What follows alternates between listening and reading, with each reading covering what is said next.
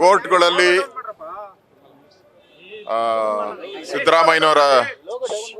ಸಿದ್ದರಾಮಯ್ಯನವರ ವಿರುದ್ಧವಾಗಿ 2 ಕೋರ್ಟ್ ಆದೇಶ ಬಂದಿದೆ. ಮೊದಲು ಬಿಜೆಪಿ ಹೋರಾಟ ಮಾಡಿದಾಗ ವಿಧಾನಸಭೆಯಲ್ಲಿ ಹೊರಗಡೆ ಇದು ರಾಜಕೀಯ ಪ್ರೇರಿತ ಅಂತಂದ್ರು. ಗವರ್ನರ್ ಆದೇಶ ಕೊಟ್ಟಾಗ ಇದು ಕೇಂದ್ರದ ಬಿಜೆಪಿ ಪ್ರೇರಿತ ಅಂತ ಹೇಳಿದ್ರು.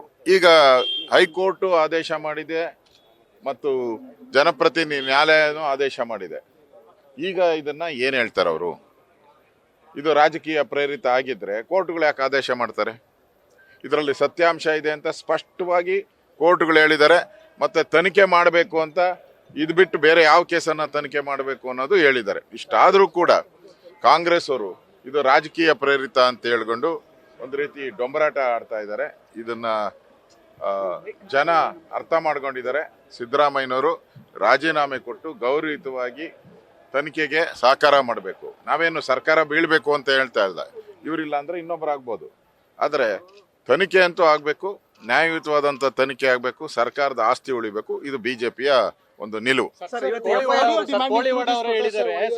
ರಾಜೀನಾಮೆ ಕೊಡಬೇಕು ಅಂತ ಇಲ್ಲ. ಈಗ ಕಾಂಗ್ರೆಸ್ ಅಲ್ಲಿ ನೋಡಿ, ನಾನು ಮೊದಲೇ ಹೇಳಿದ್ದೀನಿ, ಎಲ್ಲ ಡಾಕ್ಯುಮೆಂಟ್ಗಳು ಒಬ್ಬ ವಿರೋಧ ಪಕ್ಷದ ಸದಸ್ಯರಿಗೆ ಡಾಕ್ಯುಮೆಂಟ್ಗಳು ಸಿಗುತ್ತೆ.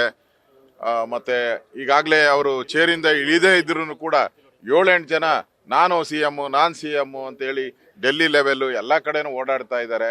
ಮತ್ತೆ ಸ್ವತಃ ಅವ್ರ ಪಾರ್ಟಿಯವರು ಕೂಡ ಬಹಳಷ್ಟು ಜನ ಸಿದ್ದರಾಮಯ್ಯನವರು ಈ ಸಂದರ್ಭದಲ್ಲಿ ರಾಜೀನಾಮೆ ಕೊಡಬೇಕು ಅಂತ ಸ್ವಪಕ್ಷೀಯರೇ ಇವಾಗ ಡಿಮ್ಯಾಂಡ್ ಜಾಸ್ತಿ ಆಗಿದೆ.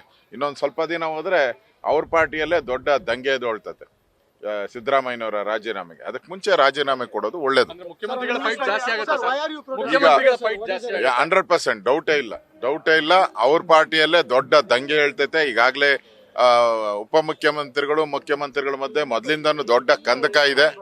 ಈಗಾಗಲೇ 6-7 ಜನ ಮಂತ್ರಿಗಳು ಕೂಡ ಟವಲ್ ಹಾಕ್ಬಿಟ್ಟಿದ್ದಾರೆ. ಈಗ 100% ಕಾಂಗ್ರೆಸ್ ಅಲ್ಲಿ ಒಂದು ದೊಡ್ಡ ಗೊಂದಲ ಶುರುವಾಗ್ತತೆ, ಭಿನ್ನಮತ ಶುರುವಾಗ್ತತೆ. MLAಗಳು ಇನ್ಮೇಲೆ ಅಲ್ಲಲ್ಲಿ ಮೀಟಿಂಗ್ಗಳು ಮಾಡಿ ಯಾರು ಮುಖ್ಯಮಂತ್ರಿ ಆಗಬೇಕು ಅನ್ನೋದು ಇನ್ನು ಮೀಟಿಂಗ್ಗಳು ಶುರು ಆಗ್ತತೆ, ಈಟಿಂಗ್ಗಳು ಶುರು ಆಗ್ತದೆ.